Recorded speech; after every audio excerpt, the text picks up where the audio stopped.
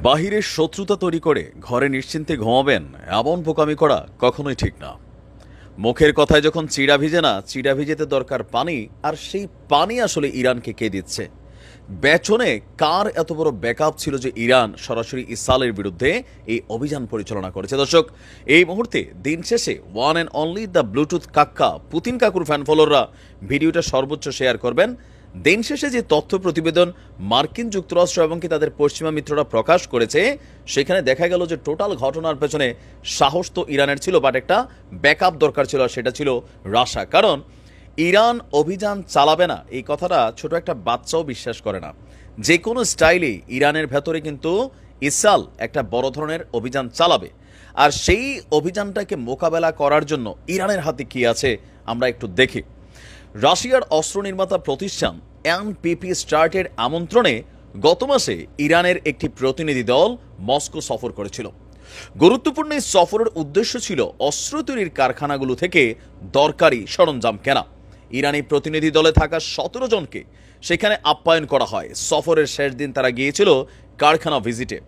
এর মধ্যে ছিল রাশিয়া আপনার দীর্ঘদিন যাবৎ রাশিয়া থেকে ইরান যে জিনিসগুলোর অপেক্ষা করছিল, যে কোনো একটা যুদ্ধ লাগলে যেটা দরকার, উন্নত আকাশ প্রতিরক্ষা ব্যবস্থা, যা শত্রুর যুদ্ধ বিমানকে শনাক্ত করে মুহূর্তের মধ্যে উড়িয়ে দিতে সক্ষম। দর্শক, আমরা যদি দেখি আপনার ইউক্রেনে হামলার কারণে যুক্তরাষ্ট্রের নিষেধাজ্ঞার আওতায় থাকা রাশিয়ার ইউকাতেরিনবার্গের ওই অস্ত্র কারখানায় মোবাইল লঞ্চার, বিমান বিধ্বংসী অস্ত্র ছাড়াও রাশিয়ার উন্নত আকাশ প্রতিরক্ষা সিস্টেম S-400 তৈরি করা হয়। রুশ এই আকাশ প্রতিরক্ষা ব্যবস্থাকে ফাঁকি দিতে সক্ষম, মার্কিন এবং ইসরায়েলি যুদ্ধবিমান শনাক্ত ও তা ধ্বংস করার উপযোগী বলে মূল্যায়ন করেছে সামরিক বিশেষজ্ঞরা। দ্যাট মিনস ইরান থেকে এই জিনিসগুলো রাশিয়া থেকে এই জিনিসগুলো ইরানের কাছে পৌঁছেছে। এরপরেই আসলে এই ধরনের অভিযানের সিদ্ধান্ত নিয়েছিল ইরান।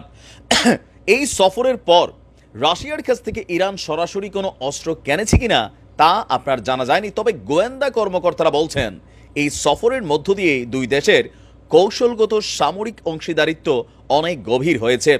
আর রাশিয়ার গোয়েন্দা সক্ষমতা কৃত্রিম উপগ্রহ পাঠাতে ইরানকে কারিগরি সহায়তা দেওয়ারও প্রতিশ্রুতি দিয়েছে। তবে রাশিয়ার সবচেয়ে উন্নত Su-35 যুদ্ধবিমান ইরানকে দেওয়া হয়েছে কিনা সেটাও কিন্তু এখনও অনেকটা ধোঁয়াশা রয়ে গেছে।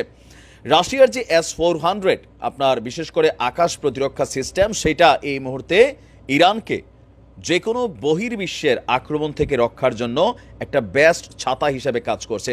আপনারা দেখেন আজকের দিনে ইসরায়েলের ভূমিটা এতটুকু নিরাপদের মেইন কারণই হচ্ছে এদের আকাশ প্রতিরক্ষা সিস্টেম, কারণ এরা জানে কখন কোন জায়গা থেকে কোন জিনিসটা আসবে সেটার কিন্তু আপনার সিউরিটি নেই। অন্যদিকে ইরানের একটা বড় চাওয়া ছিল, যেমন ধরেন ইসরায়েল ইরানের কোথায় আক্রমণ চালাতে পারে, এটা নিয়ে যখন নানাবিধ বক্তব্য আসছে, সবাই একটা জায়গা দিয়ে ফোকাস, সেটা হচ্ছে ইরানের পারমাণবিক স্থাপনাগুলো।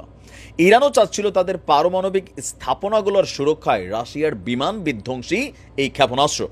2007 সালে তেহরান রাশিয়ার S-300 কেনার চুক্তি করেছিল, কিন্তু 2016 সাল থেকে আপনার সম্ভবত এটার সাপ্লাই শুরু হয়েছে।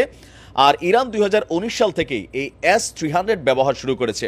এরপর থেকে S-400 এইটা নেওয়ার জন্য উৎসাহী ছিল ইরান, কিন্তু রাশিয়া এগুলা ইরানকে কিভাবে দিচ্ছে বা কিভাবে কি হস্তান্তর করেছে সেটা সম্পর্কে পশ্চিমা গোয়েন্দাদের কাছে আপনার কোনো ধরনের তথ্য নেই। তবে ইরানের পাথুরে পর্বতগুলোর খাজে ভূগর্ভস্থ পারমাণবিক স্থাপনাগুলো আরও এমনিতেই সুরক্ষিত। অপরদিকে যুক্তরাষ্ট্রের একটা গবেষণা প্রতিষ্ঠান বলছে রাশিয়ার এসব অস্ত্রে ইরানের আকাশ আরও বিপজ্জনক এলাকা হয়ে উঠবে। আর আমরা জানি যে ইরান এবং রাশিয়ার মধ্যে যে মিত্রতা রাশিয়া ইউক্রেন যুদ্ধ দিয়ে শুরু হয়েছে,